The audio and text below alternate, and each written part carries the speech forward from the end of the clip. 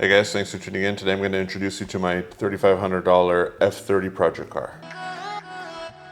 So this is a 328i, which may disappoint some of you guys. I can understand that because I typically go for the performance version of these cars. Case in point, my G80 M3, and I have a 335i. But I actually wanted to get into this chassis and also into the more common engine variant because it's actually decent in terms of daily driver power. I'm sure you guys can understand that this is a rough car considering the price I paid. We're going to do a restoration series on it to fix it all up and see if we can maybe improve on it. One good thing is it's loaded, so it has xenon headlights, but they need to be restored. The bumper has scratches on it. It has the typical failure points, which are the sticky handles. And this is a weird series that they offered on the first and second model year. It's called a modern instead of a luxury line. So with the modern line, you get a two-tone dash, and it's actually much lighter in color. The steering wheel is lighter as well to match the leather color. This car needs a lot of cleanup. The armrest is damaged. The steering wheel is damaged. The screen is damaged. It's an oyster color interior and the seats aren't in terrible condition. It needs to be retinted. The back seat isn't too bad. Passenger side isn't too bad as well. What's good about this car is it has surround view and even side view cameras. It has heads-up display, which is working. So this car falls right in my wheelhouse in terms of what I would normally make content on. It's about 9 years old, can be had for under 10,000. I picked it up for about a third of what it's worth because it has a major problem, so we can get into a bunch of mechanical repairs. At the same time, once this is all said and done, it's a nice looking car that can be a good daily driver for someone. So this car was parked about 1.5 years ago because they said the motor was blown. They quoted him $6,500 to repair it. He parked it and decided it's time to let it go. But I drove this car off the trailer and I drove it into my garage under its own power, but it doesn't sound good at this point. We have to assume this motor is shot, and even if it's savable, we're gonna have to do the timing chain. But after hearing it run, I'm kind of wondering if it's maybe not such a major issue. Let's see. So I'm gonna restore this car and detail it, and I'm gonna get rid of all these leaves and give it a bath in this video just so you can see it, what it really looks like. For now, let's give it a cold start and you can see what the exhaust looks like and also how it sounds.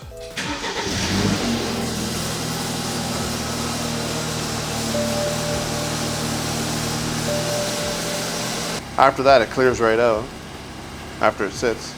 So there's a motor running. It actually sounds pretty quiet and it feels like it's very smooth. I'm wondering if it's just a blown turbo. Definitely doesn't sound like a blown motor, but I haven't even revved it up. Before I do anything major, I'm gonna take the oil filter out and see if there's metal shavings in it. And if there isn't, then we'll look at how we can save this motor. So what they did mention is there's a ton of blow-by when you open the oil cap, which I'm not really seeing. Could be a bit of timing chain slap as well. We'll check the lash on that. But I'm gonna clean up this engine bay before we do anything, because it's just hard to work like this.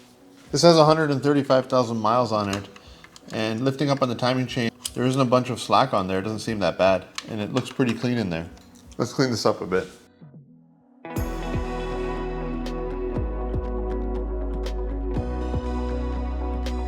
Okay, so if you're buying a car that supposedly has a bad motor, the first order of business is just pull the oil filter and see if it has shavings in it.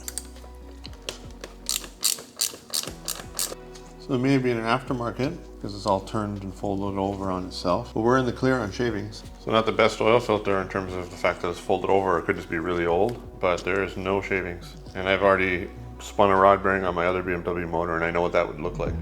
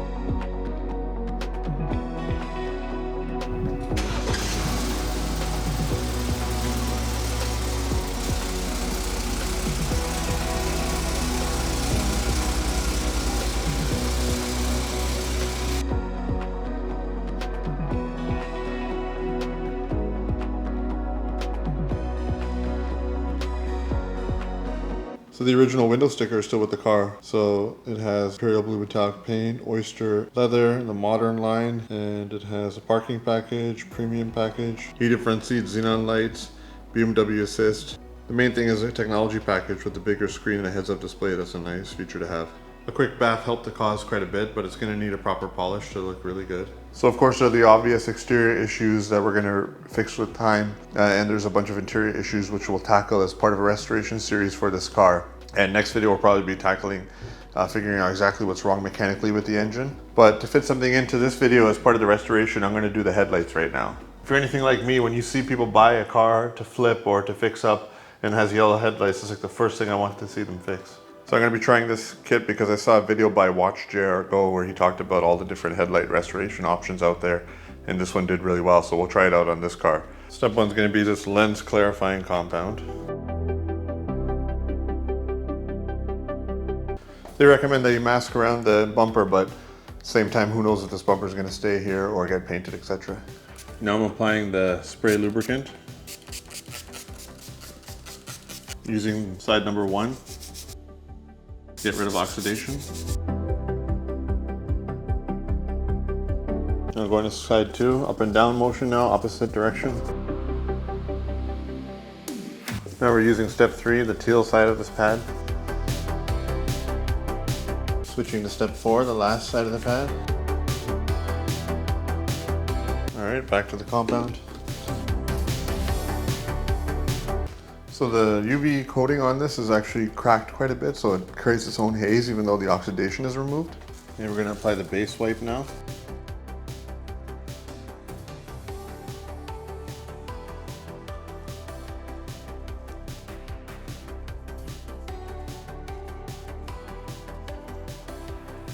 Alright, so I moved the light away from it and it did make a huge difference. It looks really good. Now you use a sealing wipe on top after that dries a bit.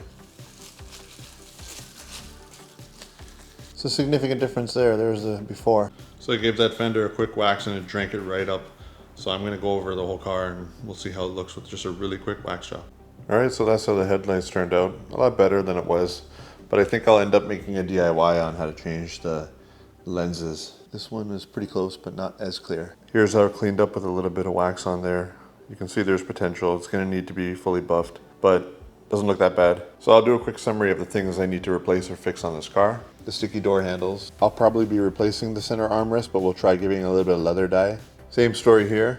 The fog light switch is busted. The start stop button is also faded, but that's no big deal because they're a dime a dozen on eBay. So that screen works, but the coating behind it delaminated, so we'll look into either replacing that screen or maybe going with an aftermarket Android system or something like that. Luckily the heads-up display is working fine. So the steering wheel needs to be recovered or replaced. I think since it's the modern trim and everything's so light in the interior, I'll try to replace it with the same color or keep it light, not go to a black steering wheel. So that's about it in terms of the interior cosmetics that need to be repaired. Looks a little bit better under the hood now. So in the next video, we'll probably have to take off the front inlet and take a look at that turbo to see if there's any shaft play, etc. So hopefully you guys are looking forward to some F30 content on this channel. Of course, there'll be tons of G80 content, lots of E90 content as well. If this is the first video you're catching of mine, please consider subscribing. If you liked the video, please give it a like so it could rank higher. Thanks for watching.